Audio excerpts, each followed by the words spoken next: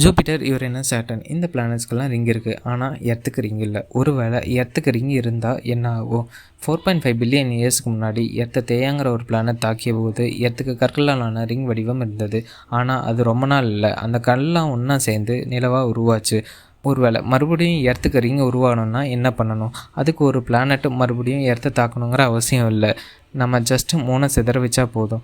ஒவ்வொரு பிளானட்டுக்கும் ஒரு ரிச்சி லிமிட்னு ஒரு லிமிட் இருக்குது. அந்த லிமிட்டை தாண்டி எந்த ஒரு பிளானட்டும் உள்ளே வந்தால் அந்த பிளானட் வெடித்து சிதறிடும். அந்த மாதிரி நம்ம மூணை வெடித்து சிதற வைக்கும்போது எர்த்துக்கும் மறுபடியும் ரிங் உருவாகலாம். ஒருவேளை அந்த மாதிரி ரிங் உருவாச்சுன்னா எர்த்தில் இருக்கிற உயிரினங்களும் இதே மாதிரி இருக்குமா? கண்டிப்பாக இருக்காது. சன்லேருந்து வர சன்லைட்டு எர்த்து மேலே படாமல் போகலாம். அதனால் பூமியில் சில இடங்கள் குளிர்ச்சியாகவே இருக்கும். ஃபோட்டோசிந்தசிஸ் இல்லாதனால பிளான்ட்ஸ் வறண்டு போகலாம். வானத்தில் பறக்கல சில பறவைகள் பறக்காமல் போகலாம். சேட்டலைட் இருக்காது, அதனால் சிக்னல்ஸ் இருக்காது. நம்ம டெலிஃபோன் யூஸ் பண்ணுற மாதிரி இருக்கும். வானத்துலேருந்து கற்கள் ஒழுக வாய்ப்பு இருக்குது.